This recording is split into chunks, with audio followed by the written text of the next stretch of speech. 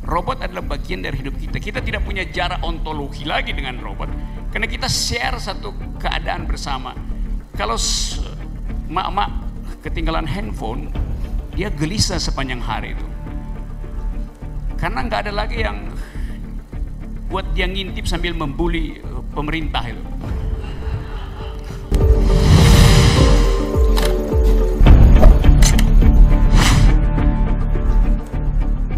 Nah, tema hari ini adalah soal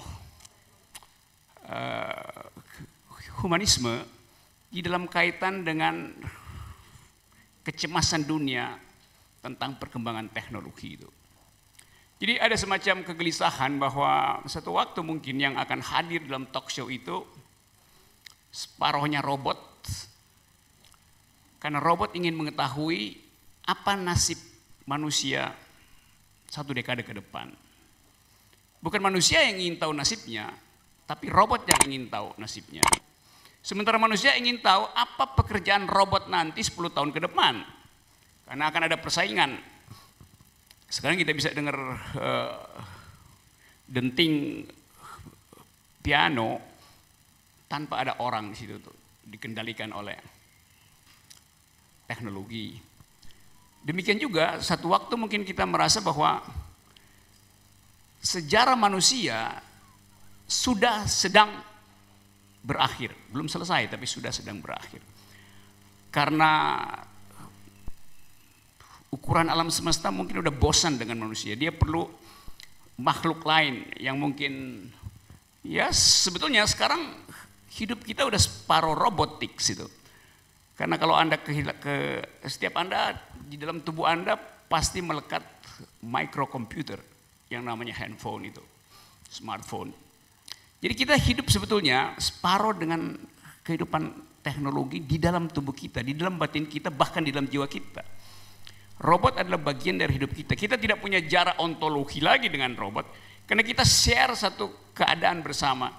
Kalau mak-mak ketinggalan handphone, dia gelisah sepanjang hari itu, karena nggak ada lagi yang buat dia ngintip sambil membuli pemerintah itu. Jadi secara psikis handphone itu bagian dari eksistensi manusia hari ini. Ketinggalan handphone artinya mengalami psikosomatik, kecemasan yang sebetulnya nggak ada urusannya dengan handphone, tapi sudah terjadi relasi antara yang bio dan yang tekno. Demikian juga si handphone. Seharian kalau dia ditinggal, handphonenya bingung. Mengapa nggak ada orang yang tekan-tekan tombolnya itu, nulis sesuatu misalnya, nulis coronavirus misalnya, karena dia mau tahu perkembangan. Nulis Erick Thohir karena mau tahu ada di mana dia. Nulis Masiku. Jadi si handphone di dalam dirinya ada memori. Sehingga si handphone merasa kenapa jam 10 pagi tidak ada yang mengaktifkan memorinya. Sehingga kalau dia tulis biasanya langsung Masiku Harun. Kan itu algoritmanya kan begitu kan. Kalau dia tulis Jo, maka langsung Jainuddin. Jadi itu relasi semiotik sekaligus dialektik antara yang bio dan yang tekno. Nah, kita membayangkan, sekarang kita masih bisa melucu, tapi mungkin 10 tahun ke depan betul-betul hal itu sudah berlangsung absolut dalam kehidupan kita.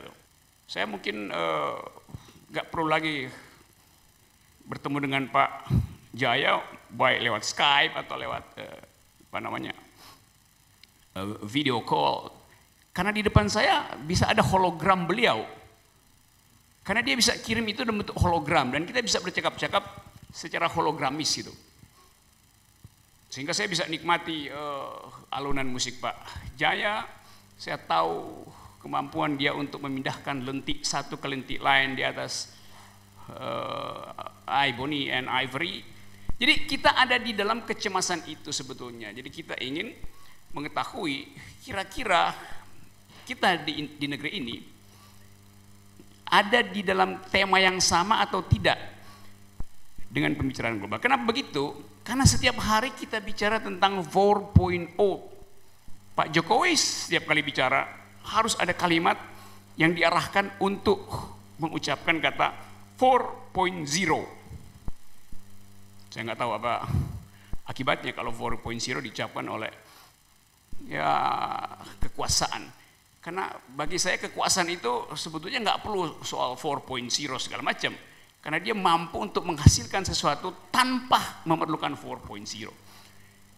Jadi keadaan itu yang sebagai pengantar saya anggap punya dampak pada kemampuan kita untuk membayangkan Indonesia ke depan. Kita ngomong tentang Indonesia, NKRI harga mati itu. Tapi saya baca report dari Guardian kemarin, koran Inggris bilang bahwa NKRI itu menyembunyikan data coronavirus. Bahwa Australia diam-diam tuduh kita menyembunyikan data itu. Jadi kita ada di dalam kehidupan global sekaligus di dalam kecemasan. Apakah kekuasaan itu mengaktifkan 4.0 information atau memang kekuasaannya yang nggak mampu mengucapkan 4.0 karena dia sendiri 0.4 gitu. Jadi soal-soal semacam ini yang kita mau coba lihat dan impact pada hal-hal yang lain. Nah, percakapan ini seperti biasa bisa pindah-pindah, saya bisa bertanya ke Pak Jaya atau Pak Jaya mengulas sesuatu, tapi itu kira-kira poinnya. Jadi big question-nya adalah relasi antara teknologi dan nasib manusia seringkali ditentukan oleh keadaan kultural sebuah bangsa. Kita lihat kalau kita baca misalnya report terakhir tentang teknologi. Misalnya di dalam jurnal teknologi di sini tuh sering nggak masuk di toko buku itu. Padahal banyak betul, ada Nature, ada Scientific American. Di dalam majalah Scientific American misalnya edisi terakhir tuh kita baca bahwa manusia itu sebetulnya adalah peta elektronik. Ada digital mind yang kemudian beradaptasi menjadi social mind. Jadi ada hubungan antara kebiasaan kita untuk menyimpan informasi dan relasi sosial yang terbentuk karena otak kita merekam informasi secara digital.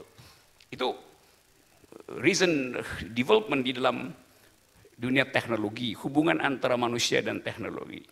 Kita punya data lengkap tentang genom manusia, tentang DNA manusia dari ratusan ribu tahun lalu dipetakan, sehingga kita bisa tahu siapa ancestor kita, siapa sebetulnya nenek moyang kita, dan jenis penyakit apa yang mungkin diwariskan pada kita.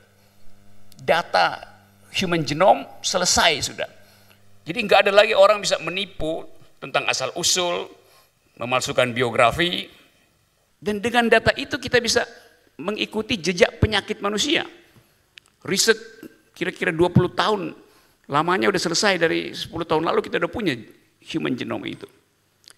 Kita juga punya data tentang, kalau kita ke dokter, medical record kita disimpan digital, dan seluruh dunia sekarang punya big data tentang medical record setiap orang. Asuransi kesehatan punya data tentang jenis kematian apa yang membuat kita cepat punah. Jadi sebetulnya dengan pengetahuan tentang human genome digabungkan dengan pengetahuan tentang record medis kita, digabungkan dengan klaim asuransi yang ditagihkan untuk membiayai medis kita, para analis atau ilmuwan bisa dengan cepat tahu jenis penyakit apa yang memerlukan obat baru. Dan itu nggak perlu diriset secara laboratorium, karena secara digital bisa dipastikan bahwa ada hubungan antara medical record dengan genom, sehingga mempermudah riset untuk menemukan obat baru. Nah, kita di sini misalnya berupaya untuk melihat soal-soal semacam itu dengan kasus, sebut aja kasus coronavirus yang sekarang kita cemaskan itu. Yang kita anggap bahwa mungkin akan mengalami semacam situasi kegaduhan dan kepanikan seperti Jawa tahun 1820, jadi kira-kira 200 tahun lalu, 1820 ada 100.000 manusia di Jawa yang mati karena kolera. Dan pada tahun itu juga ada pandemi di Asia. Jepang ada 40.000 orang meninggal. Hal yang sama berlangsung. Tapi kita percaya bahwa kita bisa menemukan solusinya dengan kemampuan tadi. Ada data tentang manusia, data tentang DNA, data tentang kebiasaan, maka obat bisa dihasilkan dengan perpaduan data-data itu dengan keahlian yang disebut artificial intelligence. Jadi sebegitu luas problem kita, tetapi ada hal yang kemudian hari-hari ini orang merasa bahwa Indonesia kok agak aneh di dalam menghadapi soal penyakit gitu. Semua orang menutup bandara supaya mitigasi bisa lebih mudah menangani coronavirus. Indonesia justru melakukan hal yang paradoks terbalik, yaitu mengeluarkan anggaran untuk meminta turis datang, artinya mengundang penyakit datang gitu.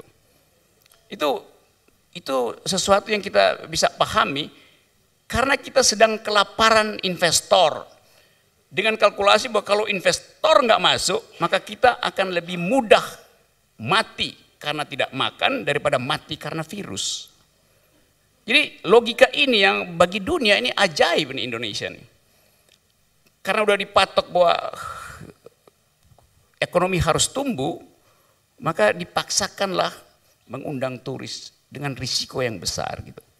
Tapi itu efek dari soal tadi, ketidakmampuan untuk memetakan problem. Tapi oke, itu sekedar pengantar saya, nanti Pak Jaya akan kasih komentar, lalu kita diskusi sama-sama tentang hubungan antara humanisme hari ini yang cemas dengan perkembangan robotics dan teknologi yang sering tidak dikendalikan oleh imperatif moral, dan itu menyebabkan kita menganggap bahwa sebetulnya masa depan manusia sudah selesai, maka akan ada jenis makhluk lain, bukan saja jenis baru, a new kind of sebut saja humanoid.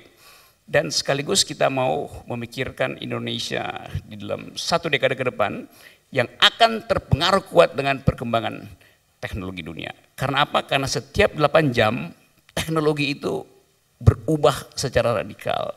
Jadi kalau kita punya gadget hari ini sebetulnya 8 jam kemudian itu udah usang. Karena pasti udah ada penemuan baru. Jadi kehidupan manusia dan kehidupan teknologi berkelindan dengan kegelisahan kita sebagai orang yang ingin melihat Indonesia ada di dalam suasana berkebangsaan yang setara.